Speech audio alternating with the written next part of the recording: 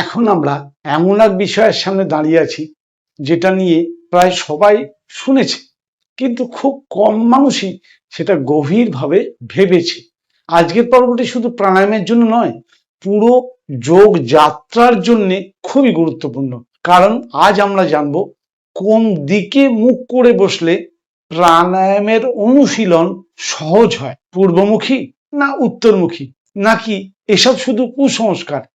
এই পর্বে আমি রহস্য, শাস্ত্র, বিজ্ঞান ও ব্যবহারিক শিক্ষা সবগুলোকে নিয়ে প্রোগ্রামটা করার চেষ্টা করেছি। একটা অদ্ভুত প্রশ্ন করি, ধরুন আপনি প্রতিদিন প্রাণায়াম করেন, একই আসন, একই সময়, একই শ্বাস, কিন্তু আমি যদি বলি শুধু বসার দিক বদলালেও আপনার অভিজ্ঞতা বদলে যেতে পারে, আপনি কি বিশ্বাস করবেন?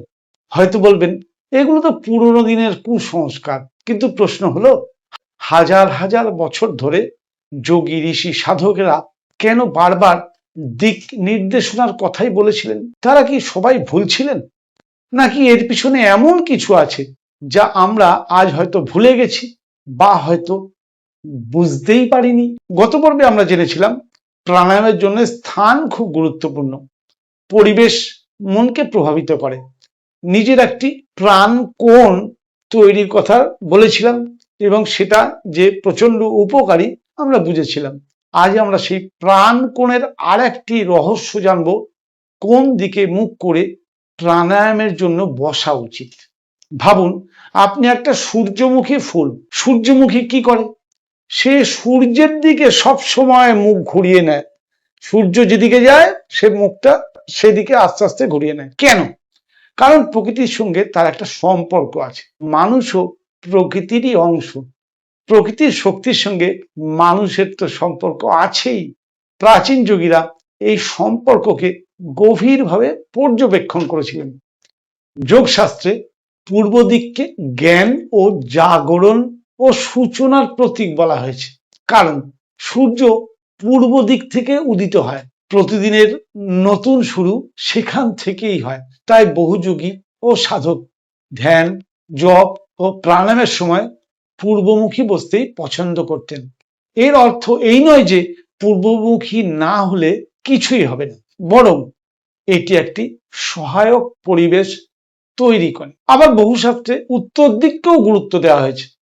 উত্তরকে স্থিরতা, উন্নতি ও অন্তর্মুখী যাত্রার প্রতীক হিসেবে দেখা হয়েছে। অনেক সাধক দীর্ঘ ধ্যানের সময় উত্তরমুখী হয়ে বসতেন।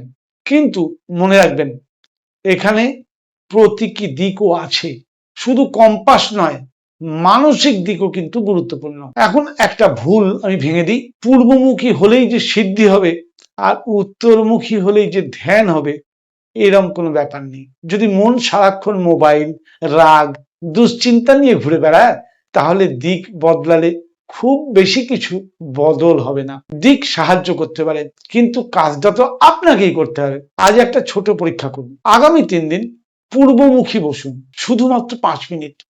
তারপরে 3 দিন উত্তরমুখী বসুন।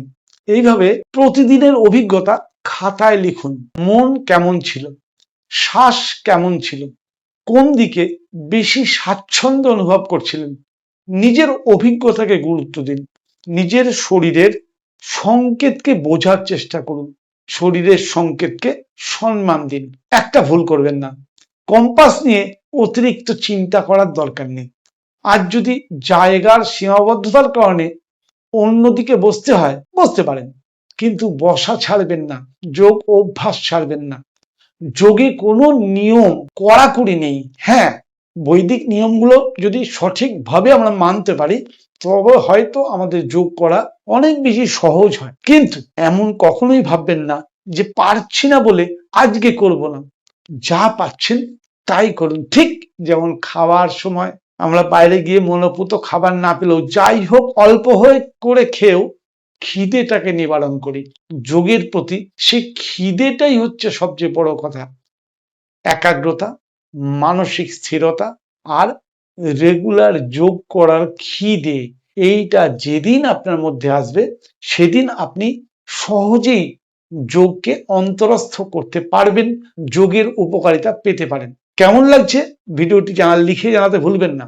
যদি ভালো লেগে থাকে তাহলে অবশ্যই আপনার আত্মীয় স্বজন বন্ধু বান্ধবের মধ্যে শেয়ার করুন।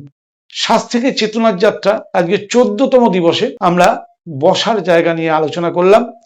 আগামী দিবসে আগামী রবিবার আরো আকর্ষণীয় বিষয় নিয়ে আসবো। যারা ধারাবাহিকভাবে দেখছেন বুঝতে পারছেন যে কিভাবে ধীরে ধীরে আমরা প্রাণায়াম শিক্ষার দিকে এগিয়ে যাচ্ছি। আগামী দিনে আরো সহজে আমরা প্রাণায়াম শিক্ষার দিকে এগিয়ে যাব। নমস্কার, ভালো থাকুন, সুস্থ থাকুন, আনন্দে থাকুন, আর রেগুলার যোগ অভ্যাসের সহজ ক্রিয়া ধীরে ধীরে অভ্যাস করুন।